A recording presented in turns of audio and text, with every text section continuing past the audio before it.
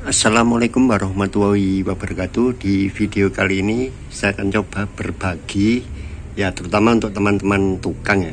Video saya itu banyak untuk tukang, tapi kalau yang awam mau mempelajari monggo saja, tapi tidak suatu keharusan untuk memperbaiki sendiri.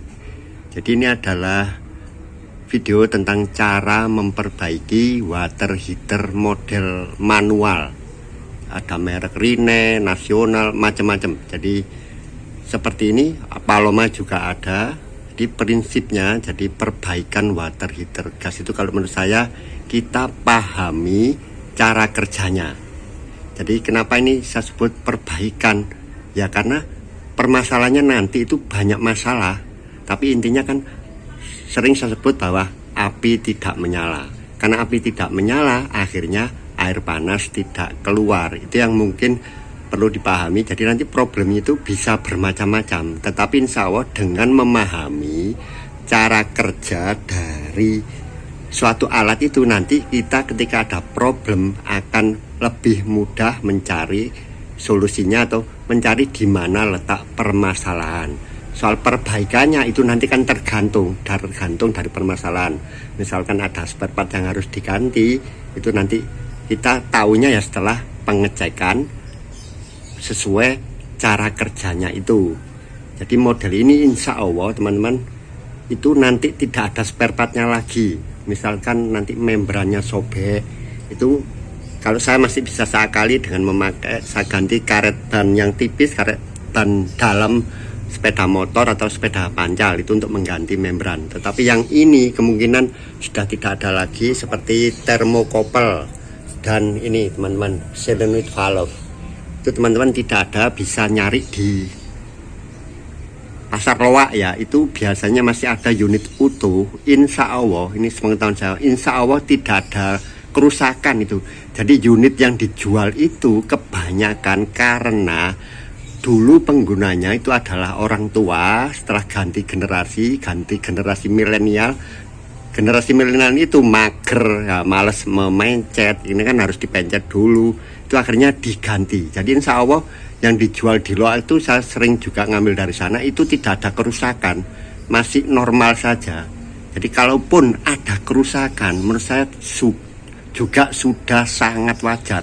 Karena rata-rata usianya pasti sudah lebih di atas 20 tahun. Kalau model-model manual ini paling muda pun sekitar 10 tahun.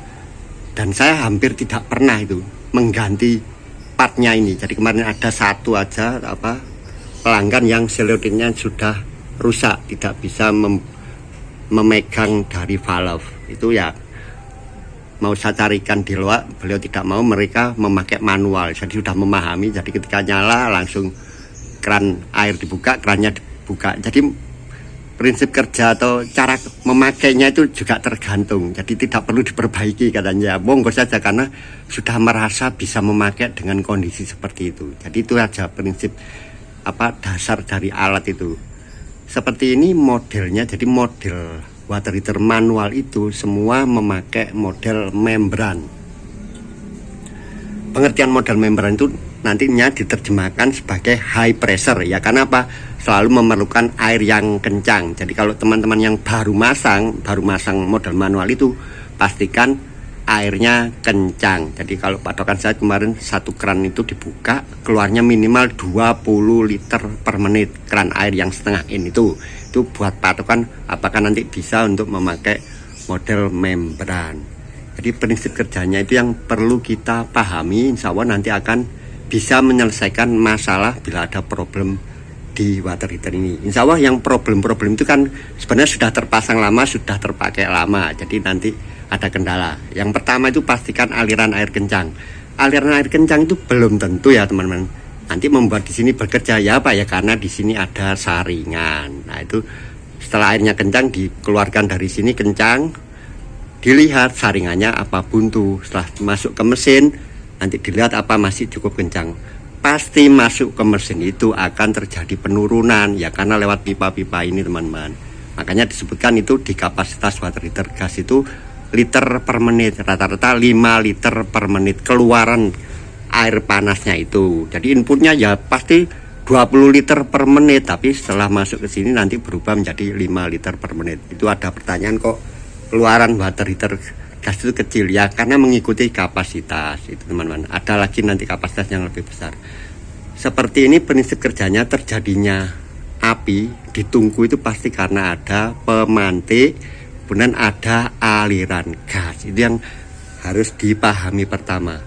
Aliran gas itu terjadi karena solenoid ini membuka, ini dari gas LPG, membuka pintu utamanya itu solenoid ini. Jadi ada dua pintu. Pintu pertama solenoid, pintu kedua valve ini teman-teman. Jadi ada dua pintu untuk aliran gas. Itu yang mungkin perlu dipahami. Pintu yang kedua ini digerakkan oleh tuas. Tuas ini ditonjok oleh membran yang mengembang. Itu mungkin ada yang bertanya, kok bisa ya malah setelah ada aliran air baru mengembang? Harusnya ketika ada aliran air kan tekanan turun. Ketika tidak ada aliran air, katakanlah outputnya yang di pasik keran itu kan akhirnya penuh tekanan di sini. Kok tidak mengembang membrannya? Itu prinsip Bernoulli teman-teman. Jadi mengembangnya membran itu bukan karena ada tekanan, tetapi ada perbedaan tekanan. Itu yang mungkin saya jelaskan secara awam. Perbedaan tekanan masuk dan perbedaan tekanan keluar itu yang membuat membran itu mengembang, akhirnya mendorong tuas, menggerakkan klep ini membuka pintu kedua dari gas. Sedangkan pintu pertamanya itu dari ini teman-teman, solenoid. Jadi dari gas ini masuk ke solenoid. Lah inilah yang disebut manual teman-teman. Kenapa? Ya ini kan model ini memakai baterai ya teman. Mungkin ada yang memahami ini elektronik, tidak ya teman. Baterai ini hanya melulu hanya untuk pemantik, tidak ada hubungan apapun dengan solenoid. Jadi ada model yang full manual itu masih seperti kompor itu teman-teman, ditekan cetek. Nah itu dari magnet seperti di kompor itu, kalau tidak memantik ya bisa dilihat di situ. Kemudian magnetnya naik turunnya tidak pas, atau jarak pemantiknya dengan bodi tidak pas. Kalau model ini ya seperti ini. Saya matikan dulu. Ini selalu standby ya kalau di rumah saya ini, karena biar enggak menghidupkan matikan ini, tinggal buka keran ya, standby-nya api pilot itu aja. Nah itu teman-teman, tik tik tik tik ya, itu apa ya, itu baterainya sudah mulai lemah. Harusnya intervalnya cepat, tik tik tik tik tik tik. Jadi baterainya cuma satu. Karena apa ya, hanya untuk pemantik, tidak ada hubungan apapun dengan solenoid. Kemudian pertanyaan, dari mana solenoid ini mendapat strom? Ya itulah apa menurut saya kecanggihan teknologi Jepang itu ya. Jadi udah tahun 80-an itu sudah ada teknologi seperti ini. Jadi kalau di fisika itu namanya, insya Allah ya saya tidak ahli fisika, ini namanya thermocouple elektrik. Thermocouple elektrik itu adalah dua logam yang berbeda jenis disatukan jadi satu, dan ketika dipanasi oleh api pilot dia akan menghasilkan arus atau tegangan listrik. Tegangan listrik itulah yang dibuat memberi tenaga untuk solenoid. Nah itu teman-teman. Dan bedanya dengan solenoid yang model baru, nah itu solenoidnya lepas tadi teman-teman, dengan solenoid yang model-model baterai itu otomatis, itu bedanya di sini. Yang model ini teman-teman, solenoidnya hanya bisa memegang valve. Ketika setelah didorong oleh tangan kita ini, nah ini kita mendorong, dia hanya bisa memegang, makinnya hanya bisa memegang. Sedangkan yang solenoid model baru yang otomatis teman-teman, dia bisa menarik dan memegang. Itu yang harus kita pahami, menarik dan memegang untuk yang model baru. Model ini hanya bisa memegang. Nah, untuk menariknya, untuk masuknya supaya dapat dipegang, kita bantu dengan ini teman-teman. Jadi ketika kita melakukan start awal itu, ini seperti ini. Saya matikan dulu. Ini kita ada tuas yang mendorong valve ini ke belakang, akhirnya membuka. Saya matikan lagi. Dan setelah membuka ini, tuas ini fungsinya dua, menekan valve tadi agar ke bawah, dan yang kedua adalah membuka aliran gas ke ini pembakar pertama, pembakar pertama untuk ke thermocouple. Kemudian juga membuka jalur ini teman-teman, jalur api pilot. Ini api kecil, nah ini di bawahnya api pilot. Yang pertama ini pembakar pertama untuk manasi biar cepat. Tujuannya apa? Ya ini ketika ini sudah dipanasi akan terjadi arus listrik untuk memberi tenaga pada solenoid. Jadi ketika start itu ada 3 pekerjaan. Yang pertama, tuas ini menekan solenoid, kemudian membuka aliran gas ke pembakar utama, dan membuka juga aliran gas ke api pilot. Nah, itu yang mungkin perlu dipahami. Dan api pilot ini rentan jalurnya kotor ya teman-teman. Itu bisa dimasukin dengan kabel serabut dari sini sampai ke bawah. Dan pastikan api pilot itu betul-betul mengenai termokopel. Sebentar. Posisi dari yang lancip ini teman-teman, usahakan sampai naik penuh ke atas, jadi api pilot itu benar-benar bisa memanasi dari termokopel. Ini yang sering terjadi. Ini ada keraknya atau posisi dari termokopel ini turun, jadi kena apinya sedikit, atau api pilotnya kecil, ya ini jalur sini buntu, bisa disogok nanti kalau sampai buntunya juga ke sini sampai ke induknya. Tapi yang sering ini jalur udaranya ini kotor, ini bisa dimasukin kabel serabut. Pastikan apinya itu bisa memanasi sepenuhnya ke termokopel. Jadi untuk mencoba fungsi dari water heater gas ini, yang pertama tidak perlu memakai air ya teman-teman. Kalau memakai air itu hanya untuk melihat gerakan membran. Jadi ketika memakai air itu bisa dilihat dari bawah ya teman-teman, nanti bisa dilihat dari bawah. Itu bagiannya, asnya itu bisa bergeser enggak ketika ada aliran air. Itu berarti membrannya masih bagus, atau tekanan airnya masih cukup. Itu kita beda pengertian dulu ya. Ini kita bedakan sistem kerja untuk aliran gas dan sistem kerja dari aliran air. Itu nanti kita bahas tersendiri. Yang pertama, saya anggap aliran air itu cukup bagus, bisa menggerakkan membran. Jadi ketika kita start seperti ini teman-teman, nah, itu kita memberi panas ke termokopel. Api besar itu membantu, pilotnya juga hidup. Ketika benar-benar sudah terjadi magnet, pastinya ini ketika kita lepas, jadi ketika kita lepas ini hanya menutup aliran yang besar ini teman-teman. Aliran yang kecil masih dibuka sama ini valve ini. Kecuali ya kita lepas ini mati total. Nah, dia bisa tetap menyala. Api pilot itu tadi pastinya kan apa? Ya karena silinder ini sudah membuka ya. Setelah kita tekan, dia dipegang, terjadi magnet, akhirnya mampu memegang valve tadi teman-teman. Valve tadi itu yang penting ya. Ini kita menunjukkan bahwa ini termokopel ini sudah bekerja dan sudah memberi arus listrik ke solenoid. Ya buktinya apa? Buktinya itu api pilot keluar. Jadi kalau ini belum panas, saat saya lepas pasti akan mati. Nah sebentar, ini harus saya tunggu dingin untuk mencoba, karena itu masih panas ya termokopel. Nah nunggunya agak lama biar benar-benar termokopel itu dingin. Saya coba sebentar saja, nanti saya lepas. Nah itu pasti mati ya, karena itu belum terjadi magnet di sini.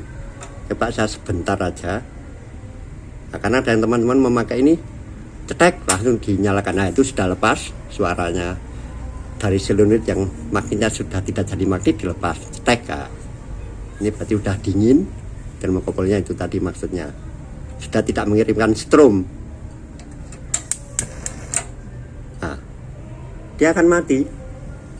Nah itu ya, ini masih membuka ya, jalur ke api pilot masih membuka, kecuali saya lepas ini. Nah itu kenapa mati? Ya karena itu belum terjadi magnet itu teman-teman. Jadi kita pastikan yang pertama itu bagian ini solenoid ini sudah membuka aliran gasnya itu. Baru nanti aliran gas kedua digerakkan membran. Ya setelah ini menyala, pilot menyala, api pilot menyala stabil seperti ini, itu harus kita tunggu ya teman-teman. Kalau aturannya kan sudah ada di platnya, itu ditutupnya 10 detik. Nah, memang harus dipastikan agak lama baru kita lepas. Nah itu sudah benar-benar terpanggang ya. Cirinya apa ya? Setelah kita lepas, kita matikan, nanti akan terdengar cetek, itu berarti sudah dipegang. Ini sudah membuktikan bahwa sudah silinder ini membuka pintu pertama aliran gas. Kok tidak masuk ke tungku? Ya, tungkunya itu baru melewati pintu kedua yang digerakkan oleh membran. Setelah ada keran dibuka. Itu yang sering gagal itu di sini, teman-teman. Sering gagal itu di sini. Jadi tidak terjadi api pilot yang standby, itu aja gampangnya. Seperti ini kalau sudah standby, saya tunjukkan, saya lepas, tunggu dingin, dia akan terdengar cetok. Kita tunggu, pasti akan terdengar kalau masih fungsi. Kita sudah tahu kita pasti sudah fungsi, ya karena api pilot menyala. Tapi ini untuk memastikan. Nanti kalau sudah dingin, ya itu berarti termokopel tadi sudah mampu memberikan arus listrik. Ini menjadi magnet, mampu memegangin valve. Setelah valve ini terpegang, nah itu akan standby api di sini. Sampai di sini saja api. Baru nanti pintu kedua api itu dari gerakan tuas. Ini ada valve lagi yang menyodok ke sana. Ketika membran mengembang, akhirnya aliran gas masuk ke tungku. Jadi untuk mengeceknya kita tidak perlu pakai ini, teman-teman, aliran air kalau untuk mengecek fungsi dari termokopel. Aliran air itu kita gunakan untuk mengecek apa? Mengecek fungsi membran, apakah membrannya sobek atau tidak, itu aja. Jadi ketika alirannya memang cukup kencang, pasti nanti di bagian bawah asnya kelihatan, itu asnya bergeser ke kiri, mendorong valve yang kedua, pintu kedua dari gas. Akhirnya ini bisa menyala. Ini masih komplit, dan ada sensor apa, oksigen depletion apa macam-macam, juga ada fuse. Jadi ini proteksinya sudah cukup bagus ya untuk ukuran model water heater jadul. Jadi sudah safety banget. Itu saja teman-teman yang bisa saya sampaikan. Mudah-mudahan teman-teman bisa mendapat apa sedikit ilmu dari saya tentang ini ya, bagi yang mau belajar untuk menjadi tukang servis, ataupun teman-teman yang seneng utak-atik sendiri. Itu beda lagi ya, seneng utak-atik itu beda, itu kepuasan tersendiri. Dan tidak ada cara praktis ya sebenarnya. Cara praktis itu kebetulan saja, tapi intinya tidak ada cara praktis untuk memperbaiki suatu problem. Kita seringkali sudah saya sampaikan bahwa saya sering memakai logika sederhana. Jadi cukup logika sederhana aja untuk menyelesaikan problem itu. Nah, kalau perbaikannya ya mana ada spare part yang dibeli, itu tentu beda. Tapi ini untuk mencari permasalahan itulah yang lebih penting. Jadi dokter itu mahalnya karena diagnosanya, menentukan letak di mana penyakitnya. Soal obatnya teman-teman bisa beli sendiri. Itu saja mungkin yang bisa saya sampaikan. Semoga bermanfaat. Assalamualaikum warahmatullahi wabarakatuh.